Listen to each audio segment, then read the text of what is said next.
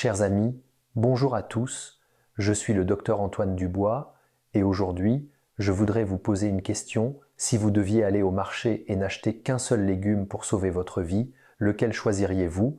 Serait-ce le brocoli vert, si courant sur nos tables, ou l'avocat, ce soi-disant super aliment tant vanté, ou encore ces légumes importés que beaucoup considèrent meilleurs parce qu'ils sont plus chers?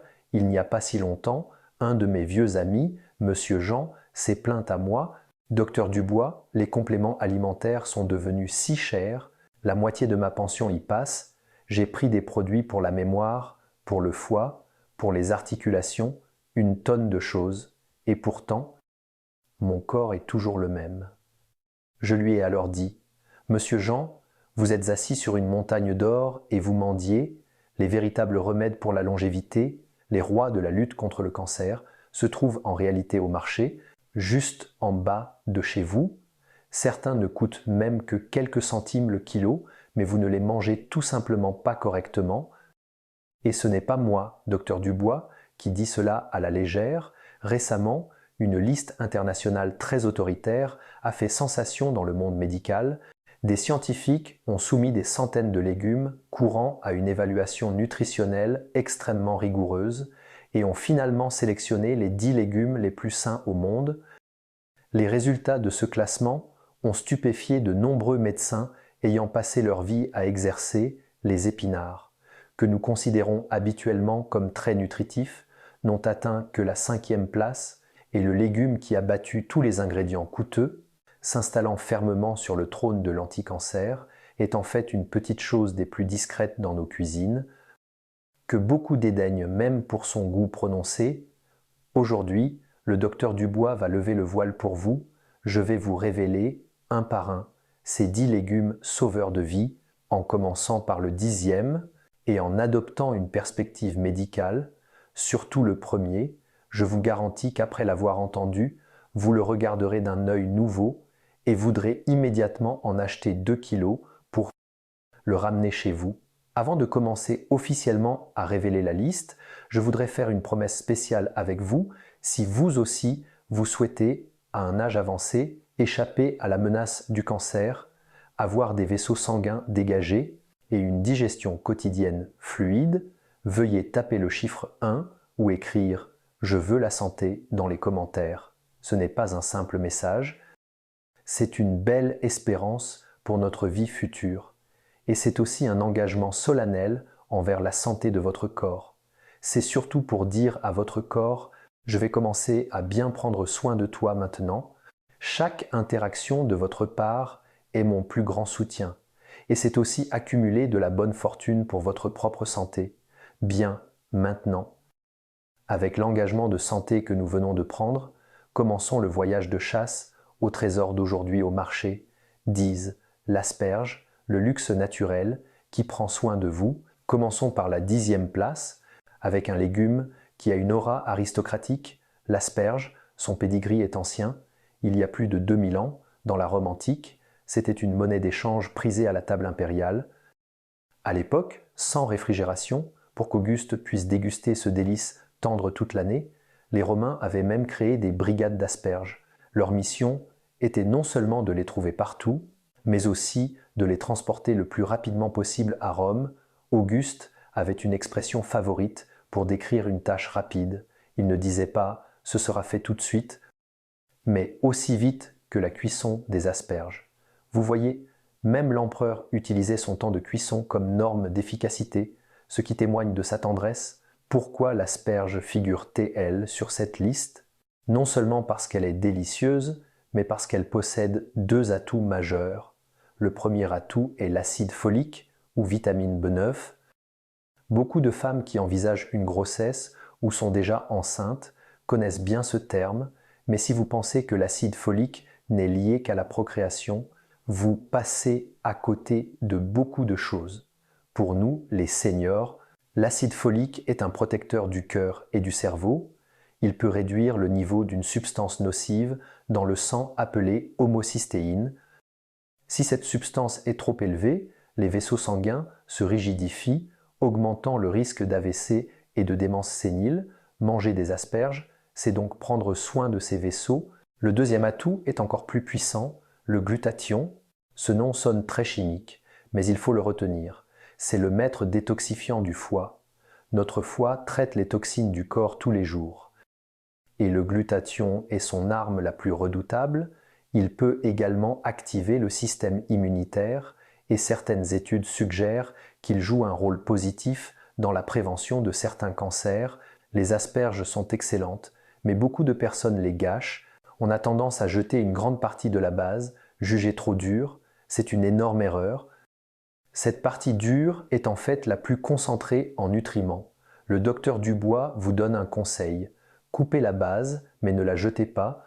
Utilisez-la pour faire bouillir de l'eau, pour une boisson saine, ou coupez-la en fines tranches et faites-la sauter avec de la viande. C'est très savoureux. De plus, une petite information insolite, certains amis me disent en secret « Docteur Dubois, l'odeur des urines est un peu forte après avoir mangé des asperges. Ne vous inquiétez pas, ce n'est pas un problème de rein, c'est un composé soufré des asperges qui est en train de se détoxifier. Cela signifie que votre métabolisme est tout à fait normal, seules quelques personnes génétiquement sensibles peuvent le sentir, c'est même un talent. Cependant, le docteur Dubois doit vous avertir, la teneur en purine des asperges est moyenne à élevée. Si vous êtes en pleine crise de goutte ou si votre taux d'acide urique est très mal contrôlé, alors il faudra, à regret, réduire ou éviter ce légume, nove, la carotte, plus qu'un simple soutien pour vos yeux. Ensuite, à la 9e place, notre vieille amie familière, la carotte. Quand on parle de carotte, n'imaginez-vous pas immédiatement Popeye, le marin mangeant ses épinards. En fait, dans les premières ébauches du dessin animé, Popeye, en plus de manger des épinards, tenait souvent une carotte à la main. Il y a une histoire très intéressante concernant la carotte et la Seconde Guerre mondiale. À l'époque, l'armée de l'air britannique, pour dissimuler le secret de sa technologie radar avancée, et ne voulant pas que les Allemands sachent pourquoi leurs pilotes pouvaient abattre les avions ennemis avec une telle précision la nuit, a inventé un mensonge éhonté. Ils ont largement médiatisé dans les journaux que la vision nocturne exceptionnelle de leurs pilotes était due à leur consommation quotidienne de grandes quantités de carottes. Résultat, les Allemands y ont cru, et les gens du monde entier aussi. Bien que ce fût une ruse de guerre, manger des carottes ne vous donnera pas de super pouvoir de vision nocturne, mais leurs bienfaits pour les yeux sont bien réels. Le composant clé de la carotte, qui lui donne sa couleur orange, est le bêta-carotène. Une fois ingéré, le corps le transforme en vitamine A. Qu'est-ce que la vitamine A? C'est le carburant des photorécepteurs de la rétine. De nos jours, tout le monde est scotché à son téléphone, avec les yeux secs, des difficultés à voir la nuit, et la nyctalopie, manger des carottes, est le meilleur remède alimentaire, mais je tiens à souligner que les carottes ne se limitent pas à la protection des yeux.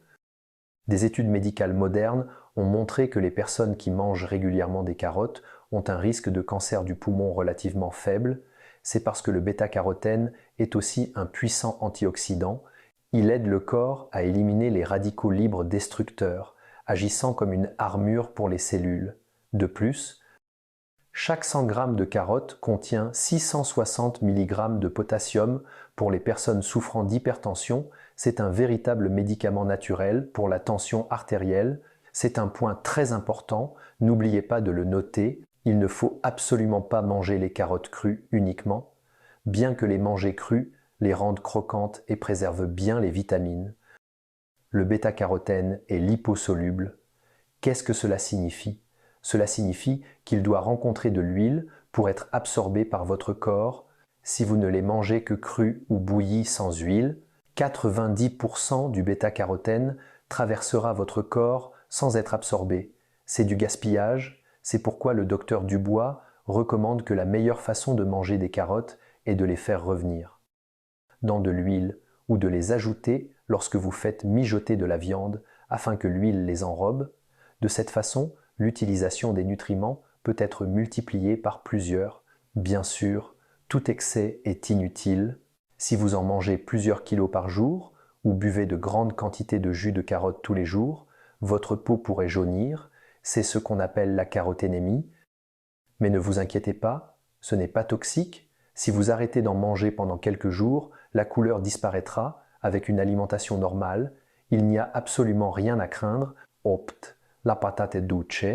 Le secret de longévité de grand-mère retrouvée. La 8e place est occupée par un aliment très simple, la patate douce, dans certaines régions. On l'appelle aussi pomme de terre douce ou igname. Il y a quelques dizaines d'années, pendant les périodes difficiles, la patate douce était le pain béni des gens ordinaires. À l'époque, les gens en mangeaient par nécessité, pour calmer leur faim. Qui aurait pensé qu'aujourd'hui, avec une meilleure qualité de vie et une fois lassés des plats riches, la patate douce deviendrait un aliment de longévité prisé par les citadins. Sa valeur multipliée, c'est vraiment l'histoire du vent qui tourne. Pourquoi la patate douce peut-elle être classée 8e? Parce qu'elle résout l'un des problèmes majeurs des seniors modernes, la constipation. La patate douce est pleine de fibres alimentaires. Saviez-vous qu'une patate douce de taille moyenne peut fournir environ 4 grammes de fibres? Ces fibres agissent comme de petites brosses dans les intestins, stimulant le péristaltisme intestinal et éliminant les selles stagnantes des intestins dégagés, moins de toxines, et la personne rajeunit naturellement. De plus, avez-vous remarqué qu'il existe maintenant des patates douces violettes sur le marché? Ces patates douces violettes ont une valeur nutritionnelle encore plus élevée. Leur belle couleur violette provient des anthocyanes. Les anthocyanes sont l'un des antioxydants les plus puissants découverts à ce jour. Leur capacité à éliminer les radicaux libres est 20 fois supérieure à celle de la vitamine C, 50 fois supérieure à celle de la vitamine E. Des scientifiques ont même découvert dans des expériences que des extraits de patates douces violettes peuvent inhiber la croissance de certaines cellules cancéreuses. Beaucoup de personnes atteintes de diabète me demandent « Docteur Dubois, la patate douce est si sucrée, puis-je en manger ?» La réponse est « Oui, mais il faut savoir comment la manger. » Bien que la patate douce soit sucrée, c'est un aliment de base. Son indice glycémique est en fait plus bas que celui du riz blanc ou du pain blanc. Plus important encore, elle est riche en fibres, ce qui peut ralentir l'absorption des sucres. La meilleure façon de la manger est de la cuire à la vapeur ou de la faire bouillir dans une soupe en remplacement. Réduisez la quantité de riz de 200 g et remplacez-la par un morceau de patate douce. Ne mangez surtout pas un bol de riz, puis une patate douce rôtie comme collation. Votre glycémie monterait en flèche. Mangez-la avec la peau. Après l'avoir bien lavée, les nutriments les plus riches se trouvent sous la peau et cela peut également soulager les brûlures d'estomac que l'on peut ressentir en mangeant des patates douces. Cependant, il faut faire attention ici, la patate douce contient une enzyme oxydante qui peut provoquer des gaz si elle est consommée en excès. Si vous avez habituellement un excès d'acidité gastrique ou des ballonnements fréquents, ne mangez pas de patates douces à jeun. Il est préférable de l'accompagner d'un peu de cornichons ou d'autres légumes pour équilibrer. 7. Le brocoli, l'arme secrète contre le cancer, ignorée par un président. Arrivons à la 7e place, une véritable star, reconnue dans le milieu médical, le brocoli. Saviez-vous que le brocoli a autrefois été détesté par un président aux États-Unis, l'ancien président américain George H. W. Bush a publiquement déclaré détester le brocoli et l'a même interdit des menus d'Air Force One. Cette affaire a fait grand bruit à l'époque, mais même si un président ne l'aimait pas, les médecins et nutritionnistes du monde entier continuent de le recommander avec insistance. Pourquoi? Parce que sa capacité à lutter contre le cancer est tout simplement trop puissante. Cette contradiction même rend sa valeur encore plus précieuse. Le brocoli appartient à la famille des crucifères. Retenez bien cette famille, car c'est l'unité d'élite du règne végétal. Le brocoli contient une substance magique appelée sulforaphane. Qu'est-ce que c'est? C'est l'une des substances anti-cancer les plus actives découvertes à ce jour dans les légumes par la communauté scientifique. Que peut-elle faire? Elle peut activer les enzymes détoxifiantes de notre corps, agissant comme un accélérateur de détoxification pour les cellules, éliminant rapidement les substances cancérigènes du corps. En même temps, elle peut directement induire l'autodestruction des cellules cancéreuses En plus de sa capacité anti-cancer, le brocoli est un trésor de vitamine C. Chaque 100 g de brocoli contient 60 à 80 mg de vitamine C, ce qui est plus élevé que de nombreux fruits. Il est également riche en calcium et en vitamine K, ce qui est particulièrement bénéfique pour les personnes âgées souffrant d'ostéoporose. Écoutez bien, ce point est crucial. 90% des gens cuisinent le brocoli de manière à détruire les précieux composants anti-cancer. Le sulforaphane n'est pas directement présent dans le brocoli, il est produit par la réaction de deux substances contenues dans le brocoli. Alors, le docteur Dubois vous enseigne une méthode d'activation brutale. Coupez le brocoli en petits bouquets reposés. Ne vous précipitez pas à le mettre dans la casserole. Une fois coupé, laissez-le reposer à l'air libre pendant 10 à 15 minutes.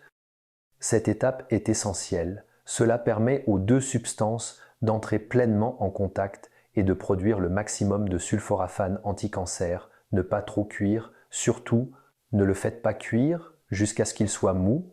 Faites bouillir de l'eau, blanchissez-le pendant 2 à 3 minutes. Dès qu'il prend une couleur vert vif, retirez-le rapidement. Une cuisson prolongée à haute température détruit complètement les composants anti-cancer. Le brocoli est généralement sans contre-indication. Cependant, parce qu'il est riche en vitamine K qui favorise la coagulation sanguine, si vous prenez des anticoagulants comme la warfarine, vous devez maintenir un apport stable. Des variations excessives peuvent affecter l'efficacité du médicament.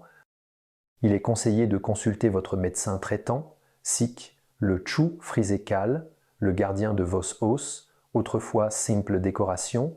La 6e place peut être un peu moins familière pour beaucoup de seniors, ou n'a été vue que dans les restaurants gastronomiques. Il s'agit du chou frisé, kale. Il y a quelques années, le chou frisé était méconnu, même à l'étranger. Il était souvent utilisé comme garniture décorative sur les bords des assiettes de buffet. Personne ne le mangeait. Certains le considéraient même comme de la nourriture pour le bétail, mais vers 2012, il a soudainement explosé en popularité, devenant le chouchou des cercles de célébrités et de fitness en Europe et aux États-Unis, sa valeur décuplée. Pourquoi? Parce que la nutrition moderne a redécouvert sa valeur et l'a hissé au rang de super-aliment. Si le chou frisé a pu faire ce retour en force, c'est grâce à sa densité nutritionnelle extrêmement élevée. Il est surnommé le gardien des os. Sa teneur en vitamine K est tout simplement stupéfiante. Chaque 100 g de chou frisé contient des centaines de fois la quantité de vitamine K que nous devrions ingérer. À quoi sert la vitamine K? C'est le guide qui conduit le calcium dans les os. Sans vitamine K, vous pouvez prendre autant de calcium que vous voulez, il n'entrera pas dans vos os et pourrait même s'accumuler dans les vaisseaux sanguins, formant des calcifications. Par conséquent, pour prévenir l'ostéoporose, le chou frisé est un excellent choix. De plus, il contient de grandes quantités de lutéine et de zéaxanthine.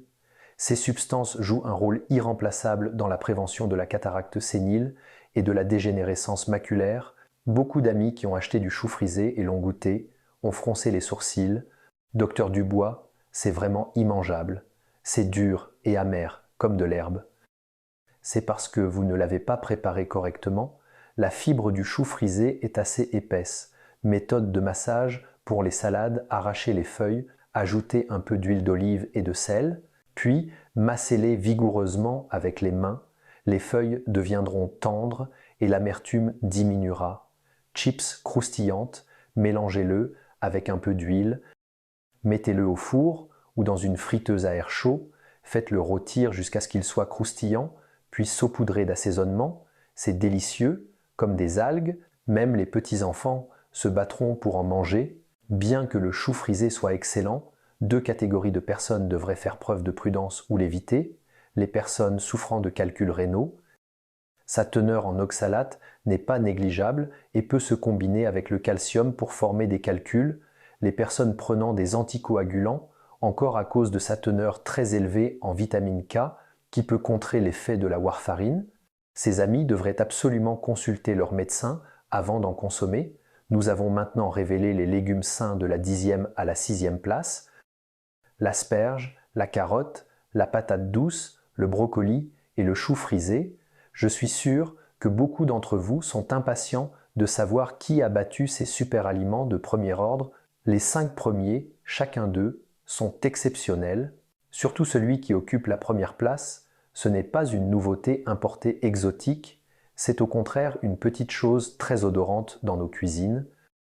Habituellement utilisé comme accompagnement, beaucoup ignorent qu'il a été sacré par la communauté médicale internationale et est qualifié de vaccin naturel anti-cancer. Bien, assez de bavardage, entrons directement dans le vif du sujet d'aujourd'hui. Voyons quels sont ces 5 premiers. 5. Les épinards, le mythe du fer et la réalité du superaliment. La 5e place est occupée par le célèbre épinard. Quand on parle d'épinard, je sais à quoi vous pensez. N'est-ce pas ce Popeye fumant sa pipe, capable de jeter un char d'assaut après avoir mangé une boîte d'épinards? Ce dessin animé a élevé l'épinard au rang de légende, mais il y a ici une histoire célèbre d'erreur médicale que je dois vous raconter. Beaucoup pensent que l'épinard est un produit miracle pour le fer. Cela vient en fait de 1870, lorsqu'un chimiste allemand, en calculant la teneur en fer des épinards, a fait une erreur en déplaçant la virgule d'un chiffre, ce qui a exagéré la teneur en fer de l'épinard de 10 fois. Ce beau malentendu a duré plus d'un demi-siècle, bien qu'il ait finalement été corrigé. L'idée que l'épinard est riche en fer est restée profondément ancrée. En réalité, bien que la teneur en fer de l'épinard soit correcte, il s'agit principalement de fer végétal dont le taux d'absorption n'est pas très élevé, mais cela ne l'empêche pas de figurer sur la liste, car en dehors du fer, il est excellent en presque tout. Bien que l'épinard ne soit pas un champion du fer, il est un réparateur de nos vaisseaux sanguins. Il contient un nutriment vital pour les seniors, l'acide folique. La teneur en acide folique de 100 g d'épinards est très élevée. L'acide folique peut abaisser les niveaux d'homocystéine dans le sang. Si cet indicateur est élevé, la paroi des vaisseaux sanguins est endommagée, ce qui favorise la formation de caillots sanguins. Par conséquent, manger régulièrement des épinards, c'est comme polir et cirer la paroi de vos vaisseaux sanguins. De plus, l'épinard est un baume pour les yeux, il est riche en lutéine et en zéaxanthine.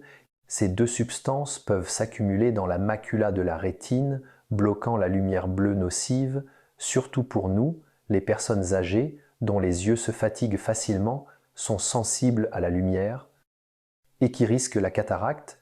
L'épinard est le meilleur collyre naturel. Cependant, beaucoup de gens mangent les épinards de la mauvaise manière, ce qui empêche de libérer leur pleine valeur nutritionnelle. Alors, comment manger les épinards pour maximiser leurs bienfaits nutritionnels? Ce point, vous devez absolument vous le graver dans l'esprit. Pour manger des épinards, il faut les blanchir. Pourquoi? Parce que l'épinard contient de grandes quantités d'acide oxalique.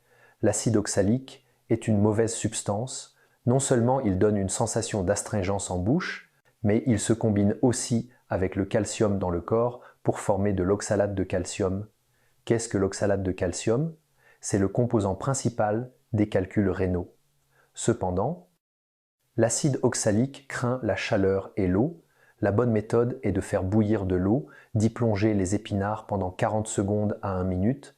Cela éliminera plus de 80% de l'acide oxalique. Ensuite, vous pouvez les égoutter, que ce soit pour une salade froide, pour les faire sauter avec des œufs ou pour une soupe. Le goût sera tendre et moelleux, sans nuire aux reins, et les nutriments seront préservés. Bien que les épinards soient bons, 2 types de personnes doivent faire preuve de prudence. Les personnes souffrant de calculs rénaux, même après blanchiment. Il est conseillé d'en consommer avec modération et de ne pas en manger tous les jours. Les personnes souffrant de diarrhée. Les épinards ont un effet laxatif trop puissant. Si vous avez la diarrhée ou si votre système digestif est très faible, en manger trop pourrait aggraver les symptômes. 4. La blette, le ciment de vos os, autrefois nourriture pour animaux. La 4e place, ce nom peut surprendre beaucoup d'amis. La blette, dans certaines régions, on l'appelle aussi betterave à carde ou carde suisse dans les supermarchés, elle ressemble à un gros épinard, mais avec des tiges très épaisses, blanches ou rouges, aussi belles qu'un arc-en-ciel. Ce légume a en fait une longue histoire de culture en France, mais auparavant, de nombreux agriculteurs l'utilisaient pour nourrir les porcs, d'où son surnom d'épinard de porc. Ah, quel tort on lui a fait! En Europe et aux États-Unis, c'est un légume noble dans les supermarchés haut de gamme, et son prix est conséquent. C'est parce qu'il est extrêmement résistant, n'a pas besoin de beaucoup de pesticides pour bien pousser, ce qui en fait un légume réellement sûr. Pourquoi peut-il être classé 4e? Parce que son score de densité nutritionnelle est presque parfait. La blette est le ciment de nos os, en plus de sa teneur élevée en calcium. Ce qui est le plus étonnant, c'est sa teneur en magnésium. Tout le monde sait qu'il faut prendre du calcium, mais peu de gens savent qu'il faut prendre du magnésium. Le magnésium est essentiel pour que le calcium se dépose dans les os. Si vous manquez de magnésium, le calcium sera perdu. Pour les personnes sujettes aux crampes dans les jambes, aux troubles du sommeil et à l'ostéoporose, la blette est un supplément de magnésium naturel. En même temps, elle contient également un antioxydant appelé acide syringique, dont les études ont montré qu'il aide à réguler la glycémie. C'est donc aussi un excellent choix pour les diabétiques. Alors, comment la manger au mieux? La blette a une texture assez épaisse, un peu comme un mélange de bête et d'épinard. Deux façons de la cuisiner. Ses feuilles sont très tendres et peuvent être blanchies puis préparées en salade froide, comme les épinards. Ses tiges sont plus dures et peuvent être coupées en morceaux et sautées avec de l'ail et du piment ou cuites à la vapeur sous la viande. Les tiges qui absorbent le jus de viande sont encore plus délicieuses que la viande elle-même pour éliminer le goût terreux. Certaines personnes trouvent qu'elle a un goût terreux. Ajouter un peu de gingembre émincé ou de vin de riz pendant la cuisson, cela résoudra parfaitement le problème. Comme les épinards, la blette est également riche en acide oxalique. N'oubliez pas cette phrase: pour tous les légumes à feuilles vertes qui donnent une sensation d'astringence en bouche, la première étape est toujours le blanchiment. Les personnes souffrant de gouttes et de calculs rénaux doivent contrôler leur consommation. 3. Le chou blanc, le trésor bon marché qui combat le cancer. À la 3e place, enfin, notre cher et tendre chou blanc. Comme le dit le proverbe, le chou blanc n'est pas cher. Ne vous fiez pas à son prix de quelques centimes le kilo. Il a réussi à se classer parmi les 3 premiers mondiaux, non pas grâce à son prix, mais grâce à ses véritables pouvoirs anti-cancer, à l'époque où les serres n'existaient pas encore. Pendant les hivers rigoureux, le chou blanc était le légume vital de nos ancêtres. À cette époque, chaque foyer devait en stocker des centaines de kilos. C'était la réserve d'hiver de chou blanc. Il a beau avoir dégusté des mets raffinés, on raconte que son plat préféré à la fin de sa vie était le chou blanc au lait, un chou blanc mijoté dans un bouillon de poulet et de canard jusqu'à ce qu'il soit tendre et savoureux. Qu'est-ce que cela signifie? Cela signifie que le chou blanc est une délicatesse simple et raffinée. Le chou blanc appartient à la famille des crucifères. Ici, je le souligne à nouveau, cette famille est incroyablement puissante. Il contient une substance spéciale appelée indole 3-carbinol. Bien que le nom soit difficile à prononcer, son effet est très bénéfique pour les femmes. Il aide à réguler le métabolisme des estrogènes dans le corps, transformant les estrogènes nocifs, qui peuvent favoriser le cancer, en substances inoffensives. Il a donc une signification positive dans la prévention du cancer du sein. De plus, ne sous-estimez pas le chou blanc. Sa teneur en vitamine C est en fait plus élevée que celle des pommes ou des poires. En outre, il est riche en eau, faible en calories. Manger 1 kg de chou blanc remplit l'estomac sans apporter beaucoup de calories, tout en fournissant une grande quantité de vitamine C et de fibres. C'est un super outil 3 en 1 pour la perte de poids, la régulation du sucre et la régularisation du transit. Alors, comment manger le chou blanc de la manière la plus saine? Évitez les produits marinés. Bien que les choucroutes et les légumes fermentés soient délicieux, ils sont trop riches en nitrites et en sel, ce qui est mauvais pour le système cardiovasculaire et l'estomac. Pour les seniors, il est toujours préférable de manger du frais, coupé dans le sens ou à contresens des fibres. Si vous voulez un chou croquant, coupez-le dans le sens des fibres. Si vous avez des problèmes de mastication et préférez un chou tendre, coupez à contresens des fibres pour les raccourcir. Séparez les feuilles et les côtes. Lorsque vous le faites sauter, mettez d'abord les côtes du chou, faites-les ramollir, puis ajoutez les feuilles. De cette façon, la cuisson sera uniforme et la perte de nutriments sera minime. Cependant, d'un point de vue de la médecine traditionnelle, le chou blanc est de nature froide.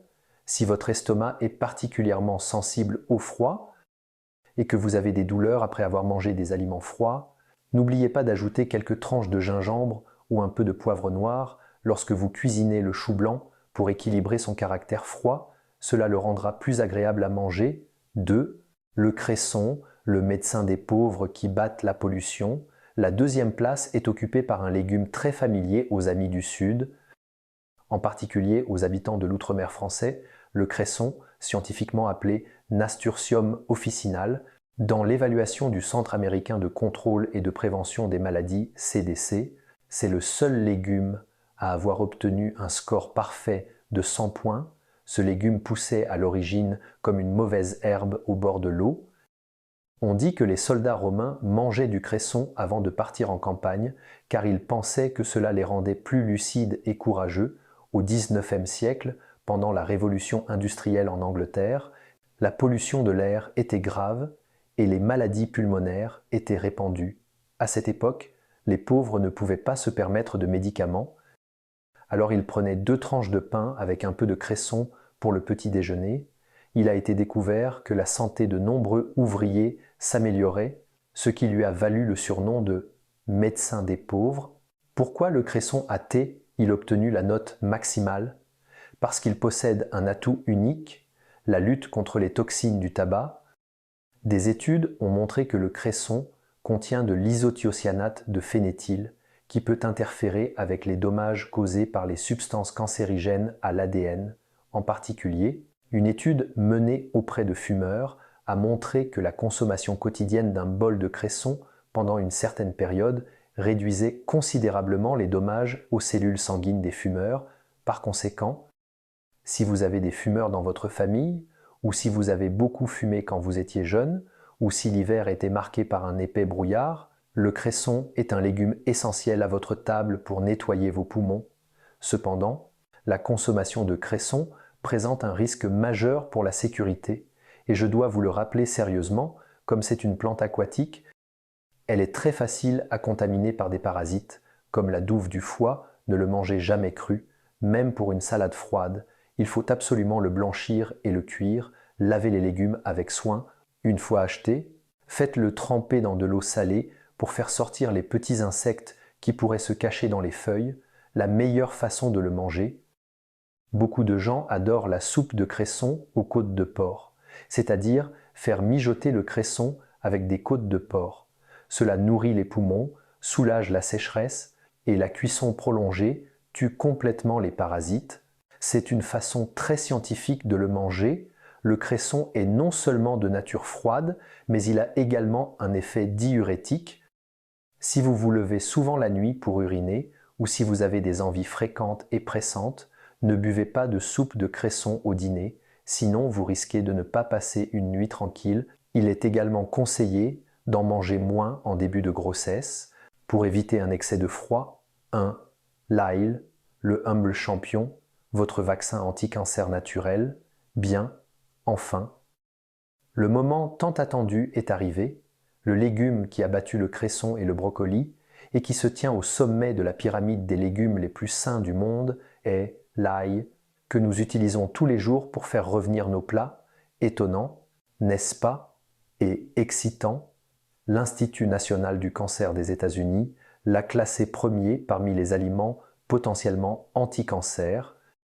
Bien qu'il ait une apparence modeste et qu'il laisse une odeur dans la bouche après avoir été consommé, aux yeux des experts médicaux, c'est un trésor. Pourquoi l'ail est-il si puissant? Tout repose sur son arme principale, l'allicine. Tout d'abord, il est un véritable antibiotique naturel. C'est l'une des substances antibactériennes à large spectre les plus puissantes de la nature. Il a un effet inhibiteur sur Helicobacter pylori et les staphylocoques. Tout le monde sait que Helicobacter pylori est l'une des principales causes des ulcères gastriques. Manger régulièrement de l'ail, c'est comme désinfecter l'estomac. Deuxièmement, c'est l'éboueur de nos vaisseaux sanguins. L'ail peut réduire la viscosité du sang et prévenir l'agrégation plaquettaire, agissant comme un lubrifiant pour le sang, ce qui prévient efficacement la thrombose et l'artériosclérose. Enfin, il peut bloquer les substances cancérigènes, il peut bloquer la synthèse des nitrosamines, de puissantes substances cancérigènes dans le corps. Cependant, la façon de manger l'ail est très importante. Beaucoup de gens ont mangé de l'ail toute leur vie, mais l'ont mal mangé. La lysine est très délicate. Elle n'est pas directement présente dans l'ail entier. Il n'y a que le précurseur de la lysine. Ce n'est que lorsque vous écrasez ou coupez l'ail que les parois cellulaires se brisent et entrent en contact avec l'oxygène de l'air, que l'enzyme qu'il contient est activée pour synthétiser la lysine. C'est pourquoi je vous recommande ici une méthode de consommation d'ail en or, écraser ou couper. Écrasez l'ail ou coupez-le en fines tranches. Oxydation. Cette étape est la plus cruciale. Une fois coupé, ne le mettez pas immédiatement dans la casserole et ne le mangez pas tout de suite. Laissez-le reposer à l'air libre pendant 10 à 15 minutes. C'est le moment où l'ail se transforme, permettant à la lysine anticancer de se former pleinement, crue de préférence. La lysine craint les températures élevées. Bien que l'ail cuit ait toujours des nutriments, son effet bactéricide et anticancer sera considérablement réduit. La meilleure façon de le manger est de le réduire en purée, de l'ajouter aux salades froides ou de le manger avec des raviolis, ail violet à tête unique. Si possible, achetez de l'ail violet à tête unique. Sa teneur en allicine est généralement plus élevée que celle de l'ail commun à plusieurs gousses. Son goût est plus piquant et ses effets sont plus puissants. Cependant, bien que l'ail soit excellent, certaines personnes ne doivent absolument pas en manger trop. On dit que l'ail guérit 100 maladies, mais en nuit à une seule, la vue. Les personnes atteintes de maladies oculaires, les anciens disaient que l'ail guérit 100 maladies, mais nuit à la vue. Si vous suivez un traitement pour une maladie oculaire ou si vos yeux sont rouges, gonflés et injectés de sang, ne mangez pas d'ail. Cela aggraverait la situation. Les personnes souffrant d'ulcères gastriques ou duodénaux, l'ail est trop irritant. Si votre muqueuse gastrique est déjà endommagée, manger de l'ail cru, c'est comme mettre du sel sur une plaie, la douleur serait insupportable. Les personnes souffrant de diarrhée, l'ail peut tuer les bactéries, mais il peut aussi stimuler la congestion des vaisseaux sanguins de la paroi intestinale. Manger de l'ail pendant la diarrhée pourrait l'aggraver, chers amis. La liste des 10 légumes les plus sains au monde est enfin révélée. Récapitulons nos champions de la santé. 10e place, l'asperge. 9e place, la carotte. 8e place, la patate douce. 7e place, le brocoli. 6e place, le chou frisé, cailles. 5e place, les épinards. 4e place, la blette. 3e place, le chou blanc. 2e place, le cresson. Et le champion, l'ail. En arrivant ici, je tiens particulièrement à vous dire quelque chose du fond du cœur. Ce classement, bien qu'il soit très fiable, n'est pas absolu, car il n'existe pas de remède miracle, pas de légume qui puisse vous rendre immortel, et aucun légume ne peut remplacer le traitement d'un médecin spécialiste. En réalité, la véritable santé réside dans l'équilibre. Je ne souhaite pas qu'après avoir regardé cette vidéo, vous ne mangiez plus que de l'ail et du cresson toute la semaine. La meilleure façon de manger est de colorer votre table comme un bouquet de fleurs. Mangez un demi-kilo de légumes chaque jour, des verts, des rouges, des blancs, des violets, tous doivent être présents. Le contenu de cette vidéo est assez riche et je vous remercie sincèrement de votre patience jusqu'ici. Chaque point de connaissance que j'ai présenté est le fruit d'innombrables recherches que le docteur Dubois a rassemblées. Mon seul souhait est que nos amis seniors dépensent moins d'argent inutilement, mangent plus intelligemment et prennent leur santé en main, c'est-à-dire dans leur propre cuisine. Si vous avez trouvé le contenu d'aujourd'hui utile, veuillez faire le geste de générosité de liker cette vidéo, c'est très important pour moi. De plus, n'hésitez pas à la partager avec votre famille, vos conjoints, vos vieux amis et vos anciens camarades de classe, ou à la diffuser dans votre groupe familial afin qu'eux aussi connaissent ces légumes sauveurs de vie, bon marché et excellents. Enfin, je vous souhaite à tous un bon appétit, une excellente santé et une longue vie. Nous nous reverrons dans la prochaine vidéo.